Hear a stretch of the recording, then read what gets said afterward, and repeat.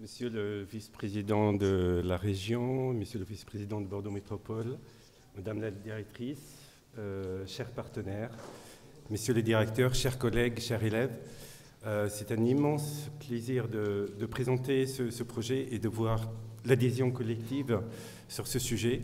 Alors je commence par dire que je suis le porteur, mais qu'il y a une équipe derrière, donc c'est un travail collectif. Alors je vais peut-être commencer, avant d'aller plus loin, de répondre à certaines questions, ou en tout cas à vous donner un petit peu des spécificités de ce projet. Alors la mobilité, c'est un problème qui concerne tout le monde, le citoyen, le chercheur. Et peut-être la particularité de ce projet, qui va répondre à certaines questions, c'est que d'abord, c'est un projet co-construit avec des partenaires, entre académiques et partenaires industriels, depuis 2 ans. Alors on a compté le nombre de réunions pour un peu faire nos comptes. On était à plus de 30 réunions d'échanges pour essayer de construire un projet d'intérêt commun. Le deuxième point fort, on va dire, de ce projet, c'est qu'il va essayer d'aller depuis des recherches en laboratoire jusqu'à la mise en place de plateformes. Et donc il s'agit d'aller jusqu'à prototyper et jusqu'à expérimenter grandeur nature ces questions de mobilité. Et enfin, le troisième, et je pense que ça a été évoqué plusieurs fois, alors on est dans une école technique, on ne peut pas être expert de tout. Cependant, on bénéficie de la fondation qui porte d'autres projets, et donc on travaille en étroite collaboration avec d'autres projets qui regardent, eux, l'aspect sociétal, l'acceptabilité, tous les sujets qui ont été évoqués autour un peu de la question sociale, sociétale, économique. Et donc, l'objectif à terme, c'est d'avoir un pôle d'expertise, un pôle de compétences qui maîtrise ces techniques. Il y a des vrais défis techniques, mais qui offre aussi des réponses à ces questions sociétales. Alors, pour commencer, peut-être Émilie va sans doute revenir sur ça, mais quand on parle de transport intelligent et de mobilité intelligente, en fait, ça englobe tous les outils du numérique qu'on met dans la mobilité et dans le transport, l'informatique, l'électronique, les télécommunications. Dans les objectifs, c'est d'optimiser les services de mobilité, en général de bout en bout. C'est aussi d'améliorer la sûreté et la sécurité, de réduire la consommation d'énergie, ça a été évoqué, et les émissions de polluants, d'offrir de nouveaux services aux usagers et aux gestionnaires routiers, d'augmenter la qualité dans les villes. Et alors, autour de ça, il y a à la fois des enjeux stratégiques, mais il y a aussi, et c'est très important, des enjeux technologiques très importants. Alors, la chaire s'inscrit aussi dans un contexte régional où il y a une dynamique sur ces questions depuis un certain nombre d'années. Alors, la création de Topos, qui est le cluster régional de mobilité depuis 2006, Digital Aquitaine, ça a été évoqué en 2014, qui a repris un peu la structuration du numérique en mettant des DOMEX sur un certain nombre de thèmes dans Topos. Il y a le congrès ETS en 2015, qui, au-delà de son passage à Bordeaux, a créé aussi une dynamique sur ces questions qui continue jusqu'à aujourd'hui. Il y a le congrès ETS pour le climat qui a eu lieu il y a une dizaine de jours ici à Bordeaux. Il y a aussi, au niveau régional, une dynamique sur ces questions. On peut citer juste une initiative dans laquelle on est impliqué, c'est l'UEM, la mobilité par aérienne, en essayant de voir si, en passant par les airs, on réduit ces problématiques de mobilité. Donc c'est dans le cadre d'une initiative conjointe de la région Nouvelle-Aquitaine et de Bordeaux Métropole, et dans un réseau européen de villes qui développe des démonstrateurs en vue de montrer l'intérêt de ce projet. Alors il y a évidemment la robotique, tout ce qu'on dit autour de Robin, de Robocop. On espère avoir le même succès. La robotique a commencé il y a pas si longtemps que ça. Il y a peut-être maximum une dizaine d'années, et on voit l'ampleur que ça prend aujourd'hui. C'est une priorité également au niveau national pour le Conseil national de l'industrie. Alors, c'est une priorité pour l'Europe, c'est une priorité pour tout le monde. Et alors, si maintenant on on revient à notre établissement. Ça fait partie aussi de la politique des établissements, de notre établissement Bordeaux INP NCR Matmica, de l'Université de Bordeaux, où il y a une volonté souvent d'encourager l'émergence, et notamment d'encourager des projets qui sont construits en partenariat avec le monde industriel. Et la chaire permet un peu de formaliser et de mettre en place ce dispositif de partenariat. Donc, alors, on bénéficie évidemment d'un environnement académique très favorable. Alors, je vais le survoler très rapidement.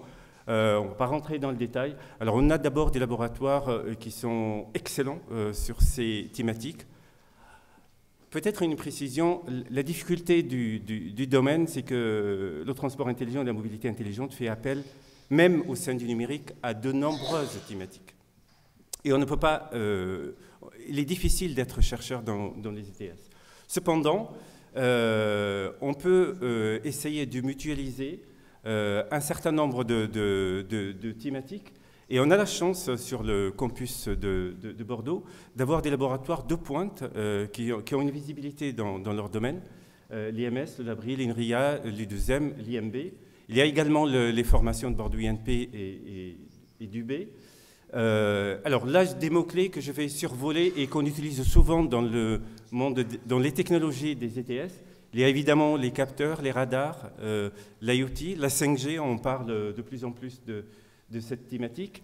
Il y a toute la partie software, toute la partie logicielle autour de l'algorithmique, des réseaux, de l'intelligence artificielle, ça a été cité. Les transports produisent beaucoup de données et on a besoin d'algorithmes et d'algorithmes fins qui répondent à de nombreuses questions. Il y a les problèmes de sûreté, de cybersécurité, c'est un vrai enjeu, c'est un vrai problème. Il y a eu la semaine dernière ici les assises de la sécurité. Nous allons également prendre part dans ce projet puisque la cybersécurité, c'est un vrai problème pour les transports intelligents et la mobilité intelligente. Alors, on bénéficie également de retours d'expérience de projets un peu structurants sur le campus, et notamment dans le cadre de l'IDEX. Alors, je prends l'exemple de Sysnum qui a permis de faire travailler des chercheurs avec des compétences différentes, depuis le capteur jusqu'à la décision.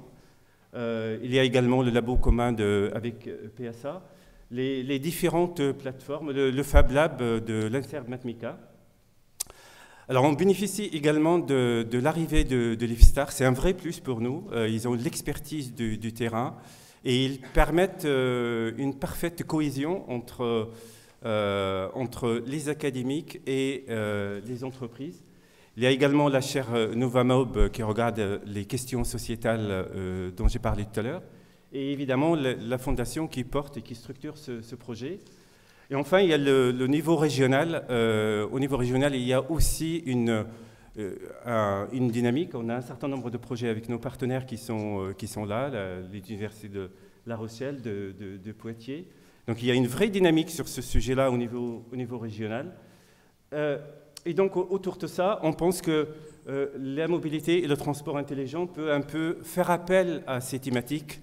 Alors, il y a une dizaine de chercheurs à noyau dur, mais on peut imaginer que si on a besoin de compétences, on peut aller les chercher.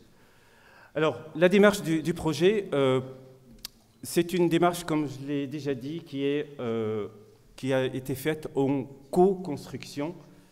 Donc, il y a la vision académique, la vision recherche qui réfléchit sur les années à venir, sur les problématiques académiques de recherche. Il y a la vision de nos partenaires. Mais on a rencontré également les collectivités, on a fait beaucoup de réunions sur ces thématiques. Et donc c'est un projet qui a commencé en mars 2017 et qui a mis un certain temps, tout simplement parce qu'on a pris le temps de construire ce projet. Donc alors maintenant, quels sont les objectifs ? Ça répond à peu près à des objectifs qui ont été cités en particulier par Eric. Donc le premier objectif, c'est vraiment de structurer et d'avoir une force visible et structurée autour du ETS. Alors je mets des objectifs et en dessous quelques actions pour montrer que ce ne sont pas des objectifs à très long terme. On a déjà commencé à travailler.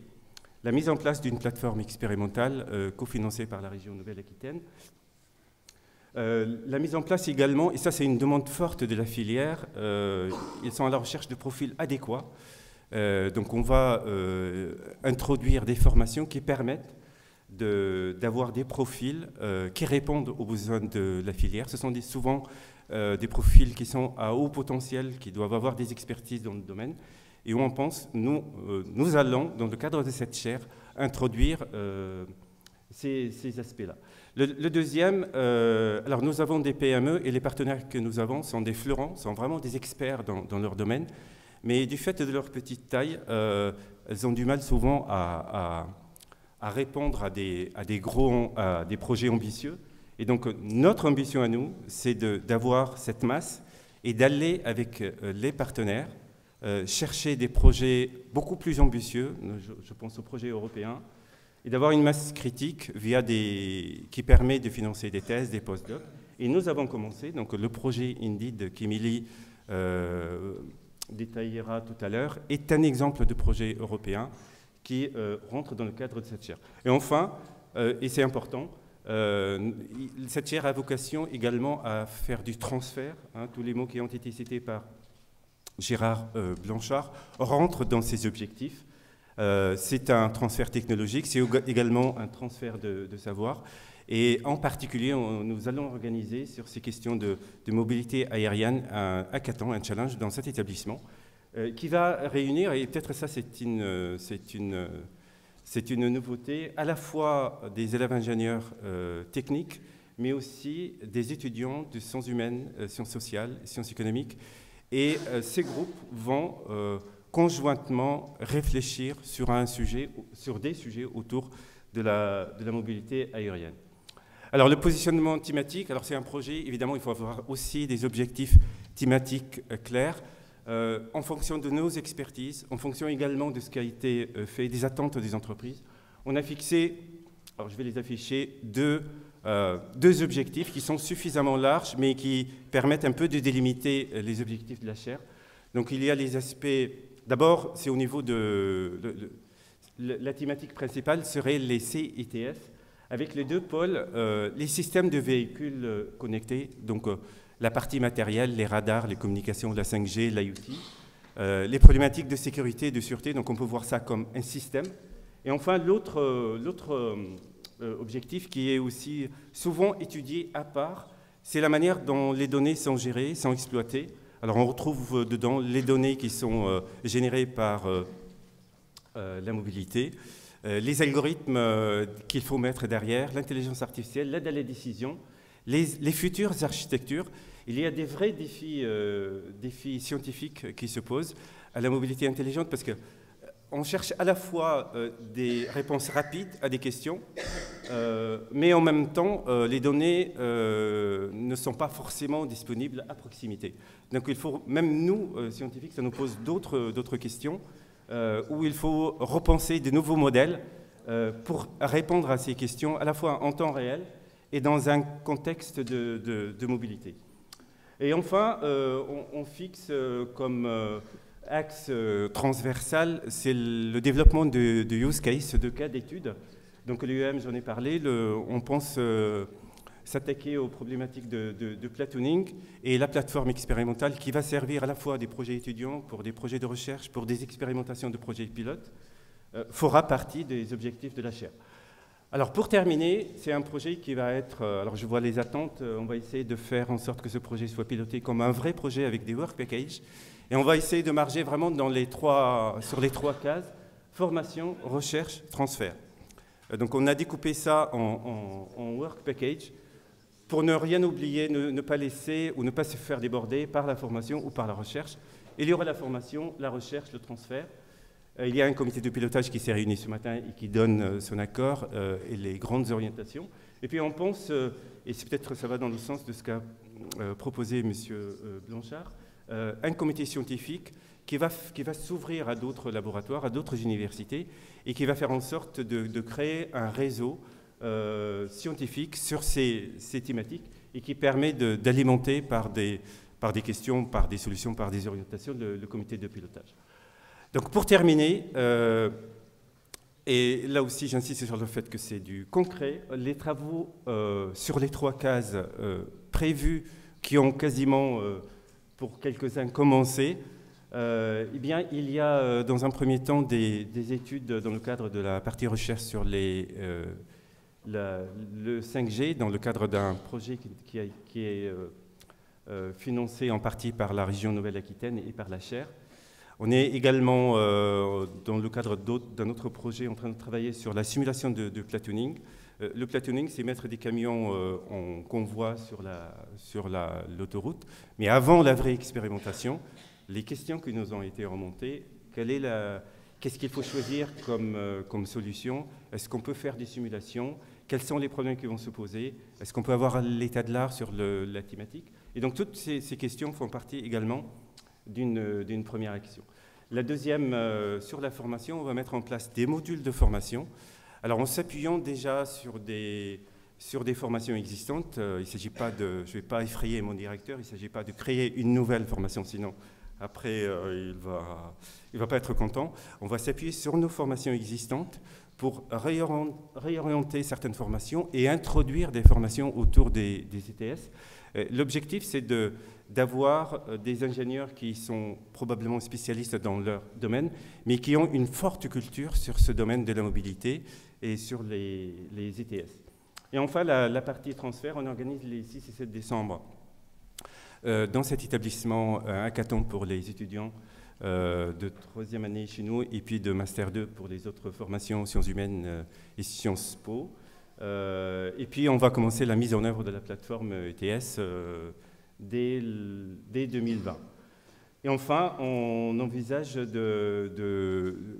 d'avoir aussi une action transversale, d'inviter aussi des experts dans le domaine pour venir faire des séminaires qui seront ouverts à la fois à nos étudiants, nos chercheurs, mais aussi aux partenaires, et qui permettent d'être à jour sur ces thématiques. Et d'ailleurs, pour commencer, Émilie Petit, que je remercie, a accepté de venir nous faire le premier exposé. Donc, merci de votre écoute et j'espère que ce projet connaîtra une bonne réussite. Merci.